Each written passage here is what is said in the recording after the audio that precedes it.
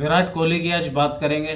और विराट कोहली की बात इसलिए करेंगे हम क्योंकि परसों उन्होंने एक बहुत शानदार पारी खेली।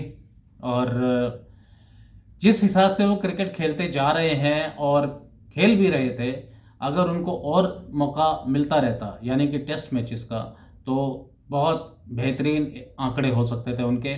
आज हम विश्लेषण करेंगे विराट कोहली के पूरे करियर के ऊपर। और मैं सूरज शर्मा स्वागत करता हूं आपका अपनी इस वीडियो पे। आपसे रिक्वेस्ट है चैनल सब्सक्राइब करना, लाइक शेयर कमेंट जरूर करना। विराट कोहली ने अपना पहला मैच 2008 में खेला था। 2008 में अपना पहला ओडीआई खेला था। उसके बाद से वो अभी तक खेल रहे हैं। इन्होंने कुल 309 मैचेस खेले हैं, जिसमें 14,650 इनके रन हैं, 53 शतक हैं, 77 अर्धशतक हैं और 45 बार इन्होंने मैन ऑफ द मैच लिया है। विश्व कप क्रिकेट 50 ओवर में इन्होंने कुल मिला के 1,795 रन बनाए हैं, 4 बार मैन ऑफ द मैच लिया है, 5 शतक हैं और इनके 12 बार अर्धशतक हैं, यानी कि 17 बार इन्होंने 50 से ज़्यादा का आंकड़ा विश्व कप क्रिकेट 50 ओवर वाले में पूरा किया हुआ है। और T20 इंटरनेशनल क्रिकेट में इन्होंने कुल जो मैचेस खेले हैं वो 125 मैचेस खेले हैं और रन है इनके 4,188 के आसपास रन है। सबसे ज़्यादा रन बनाने वाले ये खिलाड़ियों में से एक हैं। और उसमें T20 में इन्होंने एक वर्ल्ड रिकॉर्ड है इनके नाम, और वो है सबसे ज़्यादा मैन ऑफ द सीरीज़, यानी कि 7 बार। जो उनसे नीचे हैं वो 5-5 बार हैं, 5 खिलाड़ी हैं।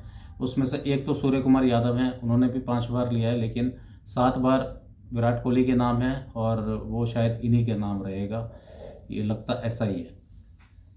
तो विराट कोहली की आज मैं बात क्यों कर रहा हूँ, क्योंकि परसों जैसे मैंने हम सब ने जो उनकी एक पारी देखी 93 रन की, बैड लक रहा कि वो शतक से चूक गए। अगर शतक बन जाता तो ओडीआईस में 54 शतक हो जाते उनके और ओवरऑल 85 यानी 85 शतक हो जाते।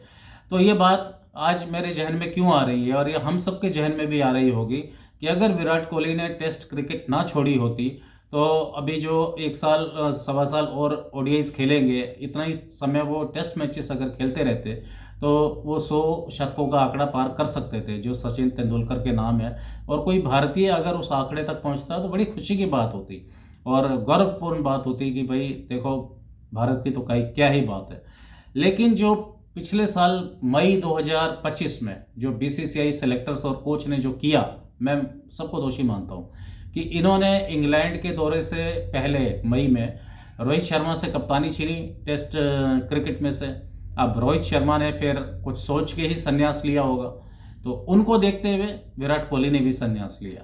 अब यह आप कहेंगे कि विराट कोहली ने उनको देखते हुए संन्यास क्यों लिया, यह ऐसा होता है क्योंकि विराट कोहली को अपने कैलिबर का एक प्लेयर चाहिए था टीम में।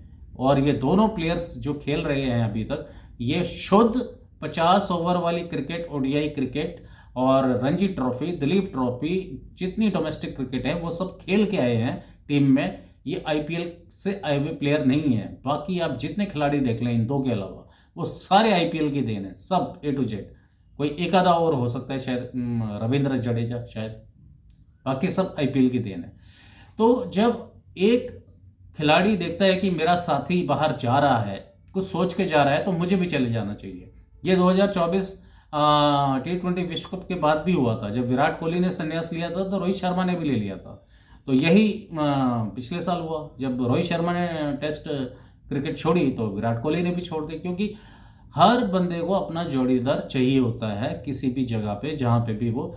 अक्सर क्रिकेट में देखा भी होगा कि जब कोई लंबी साझेदारी चल रही होती है, चाहे 300 की हो, 500 की हो, 200 की हो, 150 की हो, जैसे ये खिलाड़ी आउट होता है उसके 2-4 ओवर के बाद दूसरा खिलाड़ी भी आउट हो जाता है।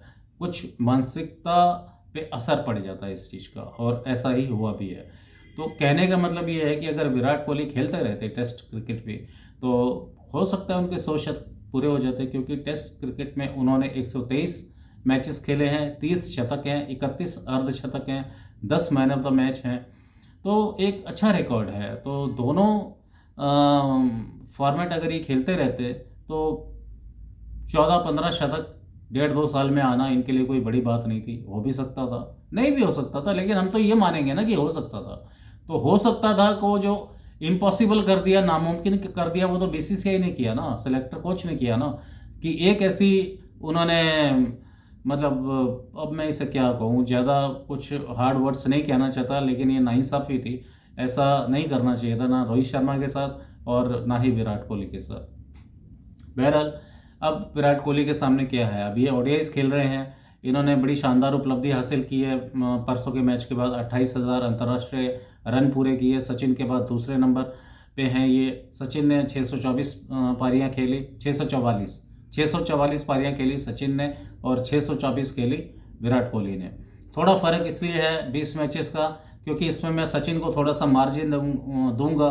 सचिन को मार्जिन इसलिए देना पड़ेगा क्योंकि उनके समय में Courtney Walsh, Curtly Ambrose, Imran Khan, Waqar Younis और वसीम अकरम, सकलैन मुश्ताक, आकिब जावेद, ग्लेन मैकग्रा और जेसन गैलेस्पी, उसके बाद एलन डोनाल्ड हो गए और जैक कालिस हो गए, आपके एंड्रू कैडिक हो गए, बड़े बड़े चामिंडा वास हो गए, मुथैया मुरलीधरन हो गए, शेन वॉर्न हो गए, ऐसे ऐसे बॉलर्स थे। तो ये वर्ल्ड क्लास ए क्लास बॉलर्स हुआ करते थे। तो थोड़ा सा मार्जिन सचिन को यहाँ पे रहेगा। आज के दौर में इस उस लेवल के और इस दर्जे के बॉलर्स नहीं है जो उस समय हुआ करते थे 90s के और उसके बाद के 8-10 सालों में। तो बहरहाल विराट कोहली ने ये माइलस्टोन हासिल किया, बहुत खुशी की बात है और बहुत बड़ी बात है। एक भारतीय जो सबसे ऊपर है 35,000 रनों के साथ, सचिन तेंदुलकर, उसके बाद दूसरे भारतीय हैं विराट कोहली, तो ये खुशी की बात है। दूसरा, सचिन तेंदुलकर के विश्व कप क्रिकेट में टोटल जो रन है वो है 44 पारियों में 2,278 रन, और विराट कोहली के हैं लगभग 37 पारियों में 1,795। अगर मोटा मोटा हिसाब लगाएं तो इनको बनाने पड़ेंगे लगभग 500 रन सचिन से आगे होने के लिए। वो भी अच्छा ही लगेगा क्योंकि भारतीय के आगे भारतीय ही जाए तो अच्छा लगता है। फिर इनके जो सचिन के जो 50 से ऊपर के आंकड़े हैं, 50 रन से ऊपर वर्ल्ड कप क्रिकेट में, वो 21 बार है, वर्ल्ड रिकॉर्ड है ये। और विराट कोहली के हैं 17 बार। अगर ये 4 बार 50 का आंकड़ा पार कर लेते हैं अगले विश्व कप में, तो 5 बार, तो ये नंबर 1 पे हो जाएंगे। ये भी अच्छी बात है। और इनके 12 अर्धशतक हैं, इनके क्या बोलते हैं, विराट कोहली के ओडीआई वर्ल्ड कप में, और सचिन के 15 हैं। अगर ये 4 बना लेते हैं तो वो नंबर 1 पे हो जाएंगे। तो बहुत सारी चीज़ें ऐसी हैं जो विराट कोहली जिसमें नंबर 1 हो सकते हैं।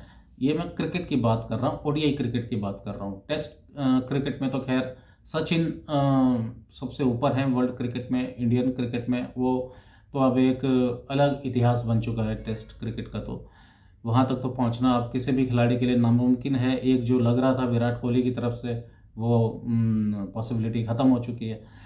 तो अब जो मैन ऑफ द मैच हैं वो सचिन के हैं ओडीआईस में, वर्ल्ड कप क्रिकेट में वो 9 बार हैं। रोहित शर्मा के हैं 7 बार। रोहित शर्मा चाहें तो वो रिकॉर्ड अपने नाम कर सकते हैं। विराट कोहली के 4 बार हैं।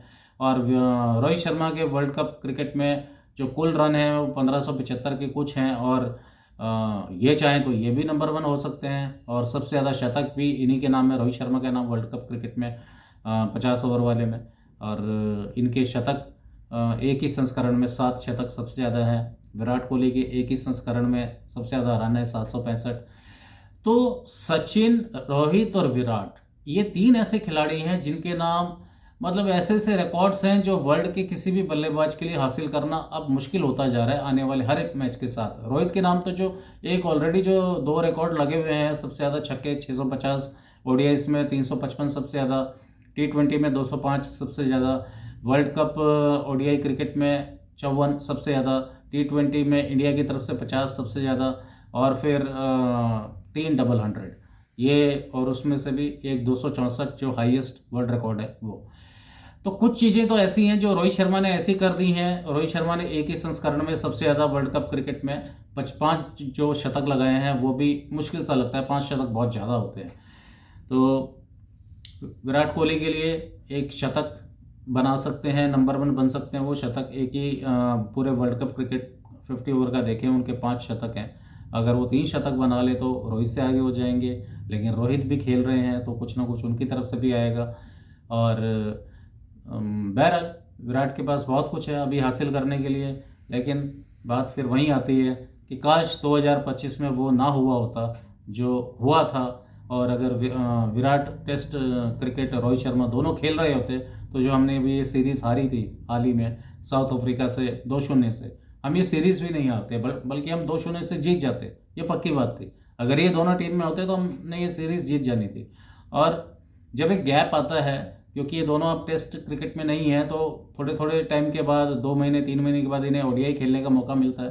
तो जब इंटरनेशनल मैच की जो पकड़ होती है वो उतनी मजबूत नहीं रह जाती। फिर ये एक आध मैच के बाद ये फॉर्म में आते हैं, फिर परफॉर्म करते हैं। इतने में कोई दूसरी टीम एक आधा मैच जीत चुकी होती है, और ये हमने देखा है। ऑस्ट्रेलिया में भी ऐसा ही हुआ, और साउथ अफ्रीका ने भी एक ओडीआई हमसे जीता। तो कुल मिला के बात ये है कि विराट कोहली, आपको हेड्स ऑफ, आप चैंपियन प्लेयर हैं, चेस मास्टर हैं। हिंदुस्तान को आप तीनों ने, सचिन, रोहित, विराट, आप तीनों ने हिंदुस्तान को इतना कुछ दे दिया है जो हमने इंजॉय किया आप लोगों को, और आगे भी इंजॉय करेंगे। सचिन, ये रोहित और विराट से हम यही अपेक्षा करते हैं। सचिन तो खैर अब क्रिकेट को काफ़ी समय हो चुका है, 13 साल हो चुके हैं, वो अलविदा कह चुके हैं। लेकिन वो जो माइलस्टोन्स बना के गए हैं, परसों मुझे याद आया सचिन का वो रिकॉर्ड नर्वस 90s का, जो सचिन का सबसे 28 बार उनकी नर्वस 90s है, 18 बार ओडीआईस में और 10 बार टेस्ट मैचेस में। अगर सचिन ने शायद आधे भी बना लिए थे तो उनके 115-120 शतक होते। तो परसों विराट कोहली भी नर्वस 90s का शिकार हो गए, तो दुख लगा। पारी बहुत अच्छी खेल रहे थे वो, और शतक हो सकता था। बहरहाल परसों रोहित शर्मा ने भी 2 छक्के लगाए और छक्कों में तो मास्टर हैं। 648 से 650 यानी 650 पे उनका फिगर हो चुका है। और टेस्ट मैचेस में इंडिया की तरफ से जो सबसे ज़्यादा मैन ऑफ द मैच का अवार्ड है वो है सचिन तेंदुलकर के नाम 14 बार, विराट कोहली 10 बार। खेल रहे होते तो ये भी हो जाना था उनके नाम। और एक रिकॉर्ड विराट कोहली सचिन से अपने नाम पे करा सकते हैं, वो है ओवरऑल इंटरनेशनल क्रिकेट में मैन ऑफ द मैचेस का रिकॉर्ड। सचिन के नाम 76 मैन ऑफ द मैचेस हैं, मतलब 62 ओडीआईस में और 14 टेस्ट मैचेस में। और विराट कोहली के पास 45 ओडीआईस के हैं, 16 टी20 के हैं और 10 टेस्ट मैचेस के, यानी 71। अगर वो 6 मैन ऑफ द मैच और ले लेते हैं ओडीआईस में, जितने भी वो खेलेंगे आगे, तो वो सचिन से आगे 77 पे हो जाएंगे। और ये एक नया माइलस्टोन होगा कि वर्ल्ड इंटरनेशनल क्रिकेट में 77 मैन ऑफ द मैचेस, किसी भी फॉर्मेट को, सारे फॉर्मेट्स को मिला के, तो ये भी बड़ी उपलब्धि होगी विराट कोहली के लिए। अगर अगला लक्ष्य होना चाहिए। और रोहित शर्मा के लिए अगला लक्ष्य क्या होना चाहिए? मेरे ख्याल से उनके हिस्से में छक्के ही आते हैं, तो वो छक्के मारे दबा के और 700 छक्के पूरे करे। और विराट कोहली अपना सचिन के जो 2278 रन है वो पकड़ने की कोशिश करें। और बहुत सारी चीज़ें हैं।